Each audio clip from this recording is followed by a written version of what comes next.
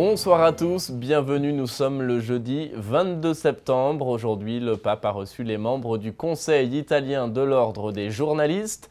Le Saint-Père, dans son discours, a livré une réflexion sur ce métier. Il a relevé 3 aspects qui peuvent aider les journalistes à améliorer la société. On écoute un résumé de son discours.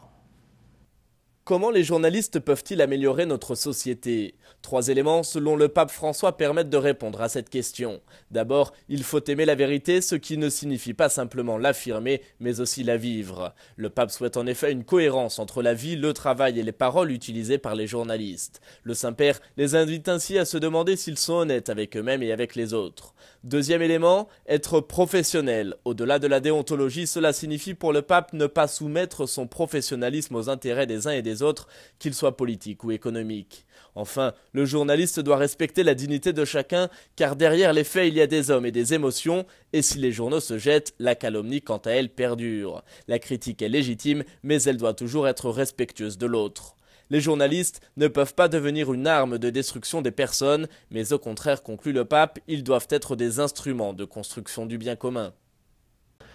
Au Canada, à présent, les évêques du Québec sont rassemblés cette semaine pour leur assemblée plénière. Dans ce contexte et dans le cadre de l'année de la miséricorde, une célébration spéciale était organisée ce mercredi à Cap-de-la-Madeleine.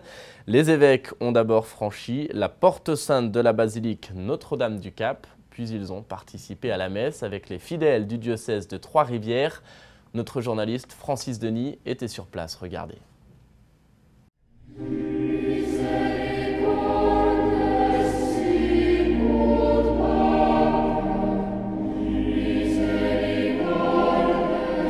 Cette semaine est l'une des 2 semaines de rencontre des évêques du Québec. Donc, ils se réunissent 2 fois par année, en septembre et en mars, pour ce qu'on appelle une assemblée plénière. Donc, ils prennent 4 jours ensemble pour pouvoir traiter les dossiers, réfléchir ensemble, prendre des décisions. Et c'est également un moment de fraternité, de collégialité pour eux. Alors, on a 2 événements particuliers cette année. Donc, ce soir, une célébration à la basilique Notre-Dame du Cap. C'est dans le cadre de l'année de la miséricorde. Donc, les évêques vont passer la porte sainte de la basilique pour ensuite célébrer l'Eucharistie à la basilique. Les diocésains de Trois-Rivières ont été invités à participer avec eux à cette célébration. Et demain soir, il y aura une célébration eucharistique au Petit Sanctuaire et suivie d'un banquet pour souligner le 50e anniversaire du secrétariat des évêques catholiques du Québec. Donc en 1966, les évêques du Québec ont décidé de mettre sur pied un secrétariat pour les appuyer dans leurs réflexions, dans leurs travaux. Et ça fait maintenant 50 ans que cela dure.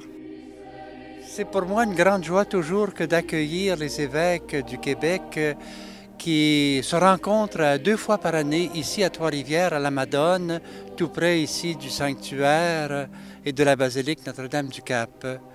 Alors c'est toujours un bel événement parce que c'est l'accueil des confrères et on vit beaucoup pendant ces 2 semaines, une fois le printemps et une fois l'automne, une belle fraternité alors qu'on se penche sur les défis quotidiens que l'on rencontre à tous les jours dans nos diocèses. L'assemblée plénière est toujours ponctuée de toute la récitation de la liturgie des heures.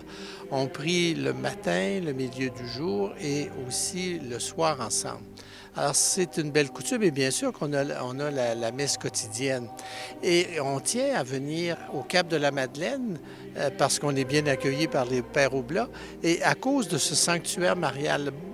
La majorité des diocèses au Québec sont sous la protection de la Sainte Vierge. Alors, la Sainte Vierge, elle est notre mère. Alors, pour nous, de venir à cette source et demander à Marie de nous aider, de nous guider dans notre gouvernement pastoral, c'est quelque chose de naturel. Et sachez à présent que l'ensemble des évêques du Canada seront à leur tour réunis en assemblée plénière à Cornwall dès la semaine prochaine. Celle et Lumière sera sur place, nous en parlerons donc dès lundi à partir de 19h15 dans nos émissions quotidiennes. Et c'est la fin de cette émission, merci de l'avoir suivi, je vous souhaite une agréable soirée, à bientôt.